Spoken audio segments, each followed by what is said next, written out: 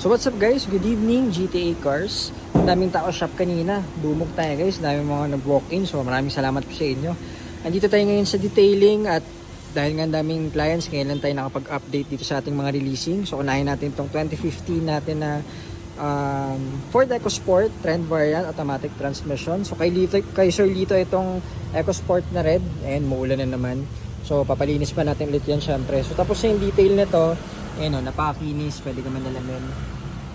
Ayan, red candy ito yung isa sa mga best sellers natin na EcoSport kasi kita nyo naman, ganda o. Ang ganda kasi ng pagka-red niya, para siyang maroon, dark red, ganun siya. So pakita natin yung loob. Ayan, so syempre 3-step detail, in and out, tapos na po yan. So mga final checking na lang tayo niya, na test drive na rin to. And as usual, SOP natin, transmission, cooling system, pangilalim, aircon. Palit na rin tayo ng mga gulong dito kasi maninipis na. So bonus na lang yan yung mga 3-step detailing natin. At yan, cooling system, lahat ng ilalim, aircon. Nabanggit ko na ata. So galing na rin to sa paint shop kasi may mga few scratches to before. So ready for release na rin to. Siguro mga by tomorrow, final checklist lang tayo tomorrow morning. So, mga after lunch or afternoon, release na natin to.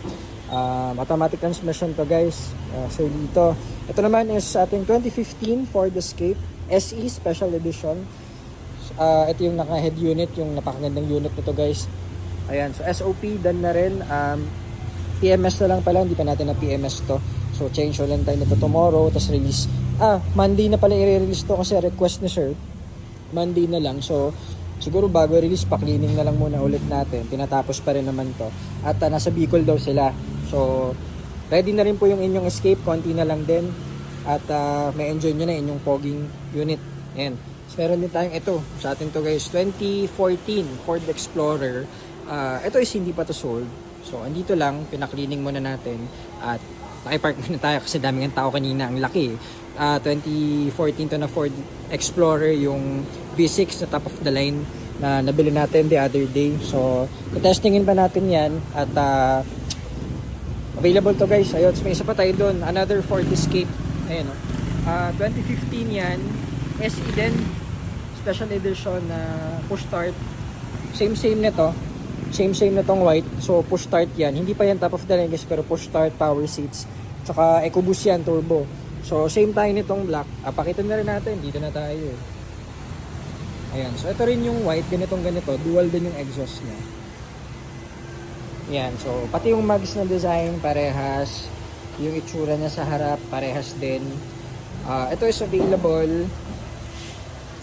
Ayan, kung naunahan kayo dun sa white na Escape, ito may chance pa kayo dito guys, color black na ganun din, lahat is parehas. So naka power seats din siya, push start na rin siya, tsaka ayan, parang focus din yung loob niya, parehas doon. Hindi nga lang siya naka head unit, so stock yung head unit niya.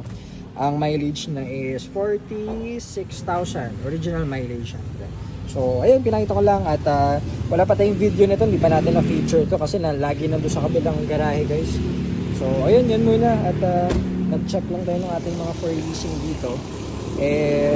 After nyo, onto the next na muna tayo kasi marami pa tayong pila doon sa shop. Pagka na-release tong dalawa, pasok natin yung ibang for detail. Kasi sir, yun muna. Good evening GTA Cars, maraming salamat guys.